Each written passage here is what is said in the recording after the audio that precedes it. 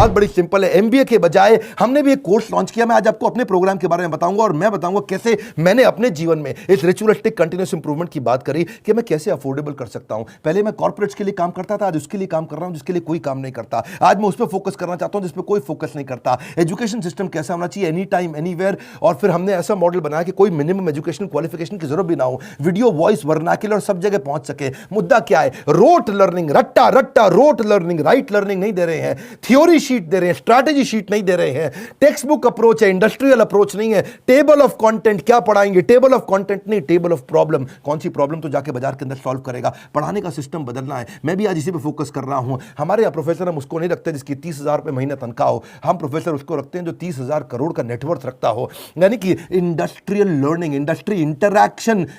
Normally colleges में क्या होता है, वो पार्ट ऑफ कोर्स है, और इंडस्ट्री इंटरैक्शन हमारे लिए होल ऑफ कोर्स है। यानी कि केवल इंडस्ट्री इंटरैक्शन ही रखते हैं हम लोग, पार्ट ऑफ कोर्स नहीं कि वैसे तो भाई थियोरेटिकल पढ़ाई करा दो, थोड़ा पार्ट ऑफ कोर्स, ना ना ना, होल ऑफ कोर्स, पूरा का पूरा लर्निंग इंडस्ट्री सिखाए आपको। लोग सबके साथ फोकस करते हैं colleges top of the pyramid, सबसे ज्यादा प्रीमियम लोगों को माल बेचो। हमने क्या फोकस किया, middle of the pyramid, bottom of the pyramid. Harvard कह रहा है 80% केस स्टडी, स्टैनफोर्ड कह रहा है 40% केस स्टडी, वॉटन को देखो 40% केस स्टडी। स्टूडेंट इंडिया के अंदर समर इंटर्नशिप करते नहीं, केस स्टडी पर काम करते नहीं, फेक सारी की सारी सबमिट करके आ जाते हैं रिपोर्ट्स। कैसी बर्निंग प्रॉब्लम सॉल्व कर रहे हैं आप अपने कोर्सेज के द्वारा, यही हमारा मॉडल है। देखिए पता है क्या, जब एवरीथिंग अबाउट एंटरप्रेन्योरशिप के बारे में पता करते हैं, मैं इसका थोड़ा बताऊं आपको ये कैसे बनाया हमने। देखा कस्टमर की प्रॉब्लम क्या आ रही है, उसके पास फंड नहीं है, वो कर्जे से मुक्त नहीं हो पा रहा है, वो अपनी कॉस्ट को कंट्रोल नहीं कर पाता, अपनी इन्वेंटरी नहीं संभाल पाता, लो मार्जिन है नहीं बिजनेस में, कॉम्पिटिशन बहुत ज्यादा है और कॉस्ट बढ़ती जा रही है। जो माल बना रहा है महंगा पड़ रहा है और मार्केट में माल सही रेट पे बिकता नहीं है, लो मार्जिन हाई कॉस्ट।